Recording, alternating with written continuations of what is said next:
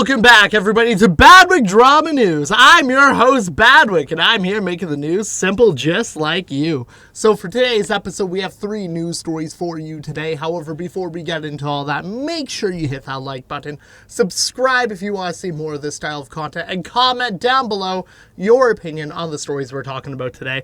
Also, you might notice I have a different chair, and it's because last night I broke my chair on a live stream, so forgive me for this old school style wooden chair for the next few episodes. However, our 3 stories we're going to be talking about today is we have an update on the Rusty Cage situation. Then we're going to be talking about a IRL streamer getting called out in Laos. And our final story today, we're going to be talking about online predator hunters and how they busted a disabled man. Fun stuff, I know. However, let's just get on with the show. So our first story tonight, we're going to be talking about the Rusty Cage situation. So we talked about this earlier on in the week about what has been going on with Rusty Cage. Now, if you guys are unaware, Rusty Cage is known for being an edgier YouTuber with a darker sense of humor, and he's also been known for making viral songs like the Knife Game song. However, for the last year and a half on his channel, he has been vlogging his experience on creating a guillotine. Now, on a recent live stream, he has completed the guillotine and he goes to test this device out. Now, he claims that he is testing the device out on a watermelon. However, the whole situation is left very suspicious because from what it seems like Rusty Cage basically lays down underneath the guillotine and tests the device out on himself, where the viewers are left unaware of what happened because all you hear is a lot of watery sounds in the background. He never appears back on camera, and then his stream, after running for half an hour, just turns off. And then you had various individuals like Monkey Jones kind of reach out to Rusty Cage, getting no answer. And that was where we were left with this story, where we have people kind of arguing back and forth online saying that he did take his own life, and then other individuals claiming that, no, this is just a bit. He's known for this sort of stuff. This is like right in his alley for dark humor. However, we have a update of this situation where a new video dropped on his channel called Sweet Lemonade. However, he did announce on that live stream that he would be releasing this video, which is a scheduled upload on his channel, which is just a song talking about the guillotine and the whole thing. But we have more. So recently, a concerned viewer of his reached out to the local authorities in his area with concerns about what has happened on his live stream. And apparently, he called for a wellness check of Rusty Cage. So apparently the authorities went to his house to do a wellness check, and apparently he is well and fine. And this individual claims that if anyone doesn't believe him, they can do the same and they can call a wellness check on him. And that is where we are left. However, I am going to advise for people not to do that. Don't encroach on these YouTubers' personal lives. If it is a bit, let him do it. It's part of his channel. It's part of his gimmick. Do not constantly call local authorities on YouTubers. It's just cringe. It violates personal privacy. Don't do it. I get being a concerned fan. However, I have been kind of under the opinion this is a whole bit the whole time. I feel like if he did take his life, we would have heard about it on like news channels or mainstream media by now. So please don't do that. In my opinion, I mean, obviously we have an individual who did and also claims that he's fine. However, I want to know your guys' opinion on this story. Do you think he's alive? Do you think it is all a bit? And do you think that concerned viewer went way too far with all this? I want to know your thoughts specifically about the situation because it is something that we will probably continuously talk about on the channel. Also, we did have Keemstar make a tweet saying that Rusty Cage was laughing when he found out people thought he was dead. So I'm going to let that sit with you guys. Now let's move on to our next story. So for our second story tonight, we're going to be talking about the IRL streamer and YouTuber JustKeth. Now, JustKeth is a Thai-French individual that basically travels around and does IRL vlog style streams. They share their experience with their Thai heritage and that sort of thing. They also kind of make clickbaity style content that you would expect from a creator like this. Now, recently, this individual was blasted on a live stream by a man who claims that he wants compensation for being on her live stream. And let me show you that clip. I was sitting there. No. So. Oh yeah. Okay. I'm not filming you right now. I film myself. Yeah. That's good. You can pay our check, or you give me your name, your address, and you hear from my lawyer. Oh, so Because if you are doing a live stream, I know it's not allowed. If you do just a random video or picture, it's fine. Oh, hello. Do you know this is a restaurant public? Is that not your house, right? Yeah. Yeah, But, I think the restaurant is fine for me to film the restaurant. but a live stream is different than a picture or video. It's outside, it's a public. It's not your No. house. This is loud. Where are you from? Germany? Yeah. Yeah, they have different law from Germany. No, the international. I mean, No, it's not. Not because only you're Germany. I know the law but in you're not Germany. streaming in Laos. You're streaming worldwide. But I'm in Laos right now. Yeah, but you're streaming How can you worldwide. use the Germany law in Laos? You're not even from here. Yeah, I'm from Germany, but I live. Yeah, in, but I'm not in Germany. So as you can see from that clip, the two get into kind of an argument about international laws and the laws in Laos. When the man says, well, you can compensate for me for my dinner, or you can get in touch with my lawyers. He asks for her personal information, where she argues back to him saying, this is a public space. I have all right to stream here, where the man argues, well, you can take a photo and a video, but you can't live stream. So the two get into an argument, and this is kind of a situation we're starting to see more and more regarding IRL streamers. We're starting to see people in the public argue about this. We covered a story a few weeks ago in England where a man slapped a IRL streamer's food out of his hand, claiming that he couldn't stream there. And this is starting to become more and more frequent. And I want to know your guys' opinions about IRL streaming. Do you think there should be laws in place put against IRL streamers in public places? Or do you think everyone has the right to stream wherever they want?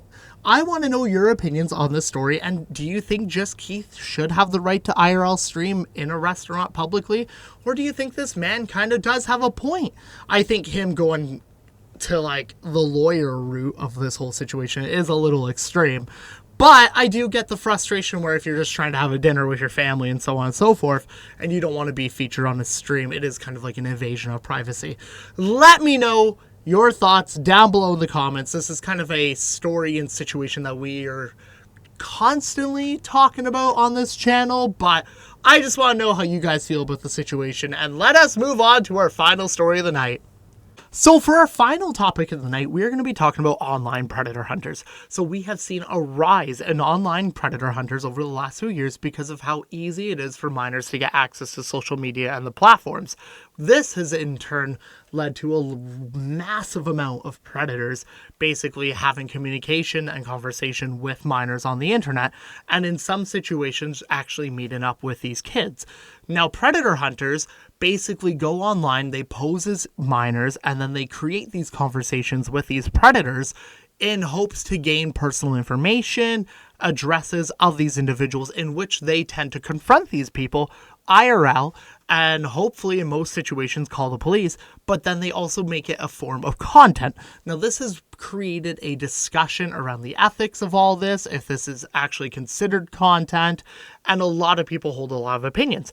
However, yesterday, a viral clip has been going around the internet of a group called People vs. Preds, where they exposed a highly disabled individual who invited a 14-year-old over to their house. And during this confrontation, I'll show you guys the clip in a second, you see the man confront the individual and question him, where the individual then begins to lie, saying that he invited an 18 over to his house, but then the man has all the logs and chat conversations as evidence to basically use against him. And let's play that clip. To have a conversation with you, man, because obviously you understand what you're doing, right? Yeah. So can we talk about this, or? Yeah, dude. Okay, where do you want to go? In the living room. You want to have a conversation? Yeah, dude. Whatever you want, man. Okay, so I'm filming, so you can't say that I hurt you, ask you for money, anything like that, okay? Yeah. You understand that I'm not the person that you invited over here tonight? You understand that yet? Yeah. So, how old was the person that you did invite over here tonight? He said he was 18. Really? Yeah. Would it surprise you if I have the whole conversation, Drew? And honesty is obviously your best policy. Yeah. You don't want to talk about this? No, my roommate's on his way here right now. So do you want to talk about this or no? No, I don't. Okay, so you just want me to go outside and call the cops? No, you don't need to call the cops, dude. My roommate's already on his way. What's your roommate? I told him what, I already told him that What'd you tell him? Dude. Do you want to talk about this or no, Drew? This is a pretty serious situation, don't you think? It is, yeah. I told my roommate I thought you were trying to get me. Who? I told my roommate I thought you were trying to get me. Okay, Drew, so like I said, man, I want to have a conversation. Can we talk about this or no? Yes. Okay, cool. Dude, you don't need to call the cops. No, I'll call the cops. No, you don't need to call No, I'm gonna call the cops. You want me to go outside? I'll call the cops. No, you don't need to call the cops, dude. So you can see as he confronts the individual lets him in his house. He kind of half answers a lot of the questions. He seems in that sort of situation where he's very uncomfortable, not knowing what to say, but then he's trying to keep himself composed. He keeps saying his roommate's on his way home, which I don't understand how that matters at all in that situation, especially if he did invite a 14-year-old over to his house. To me, that just means your roommate is basically part of the situation if he knows what you're doing online. It looks all very bad. However, the predator hunter basically goes outside the house and he calls the police, which then leads to this clip. First of all, thank you. Yeah, of course. We're trying to do as much as we can to have a proper investigation. Like I said, I understand. Have it go to court so that it's doesn't get kicked out. Perfect. Basically, I doesn't understand. get just thrown in the trash. Yes, sir. Right now, we've already placed him under arrest. As you can see, this is a situation we got to figure out about transport. I understand. So my supervisor here is conferring with our watch commander. We're conferring with our crime detective about the best route for this right now. Sure. So he's already under our arrest. I understand. Okay. We're gonna be here for a while. I understand. I'll be right here with you guys. That's fine. You guys I'll have an explain to you. you guys have an ETA for a transporter by chance? I have or no idea, you bro. guys I've never still done this work- before. You guys are still working I've never on it? done something like this before. I understand. So I just know it's possible. No problem. We do our best to Perfect. take everybody into custody Man, if they're a suspect. I appreciate you guys, regardless- bro. I was in Oregon, and they called like an actual like transport company to take him to jail. Type of shit. No, I was just recalling that was another one. We don't have that at the handy, and that's the thing is that would be nice. But there's also the issue with I know taking care of his medical needs and whatnot. he I needs get it. around the clock. Yeah. No, when he told me he was 60 pounds, I was like, yo, what the hell? It's the Torrance PD is waiting for a search warrant to be signed by a judge for them to take all electronics, I assume, inside. They haven't been able to take him into actual custody as far as jail goes, but they have taken him into custody as far as like on scene. He is in custody. They just haven't been able to transport him to jail because of his wheelchair conditions. Any further decision, Sarge? no, nothing changes. Okay, cool. I'm not gonna hang out any longer. Hopefully, he is transported, and I guess I'll. So as you can see in this situation, the predator hunter does call the police and he lets the police do their job with him just asking kind of a few questions along the way. And it does seem like the individual is arrested and that they were just waiting for transportation to a jail. Now, I think this predator hunter actually did a good job. He didn't try to encroach on the police. He didn't try to take matters into his own hand. He did everything realistically by the book if there was a book for this sort of thing. But we have seen in the past where predator hunters do try to take the law in their own hands and they do mess up situations like the whole EDP situation. And then recently with creators and predator hunters like Mama Max, who arguably this butchered an entire case. So I'm glad this guy did kind of the right thing in a situation and did call law enforcement. Didn't affect their investigation in any way. And I'm personally pro predator hunters that act this way. I mean, it's very easy for a minor to talk to an adult on the internet, and it's very easy for a predator to take advantage of a minor. So I'm not actually against predator hunters, but I want to know your guys' opinion of the whole predator hunter thing. If you think it's a good thing on the internet, if you morally disagree with it, let me know down in the comments below. I love hearing your opinions of these sort of things. And if you enjoyed today's video, hit that like button, subscribe if you want to see more, and comment down below your thoughts on the show. Thank you so much, everybody, and hopefully I will see you tomorrow. Ciao!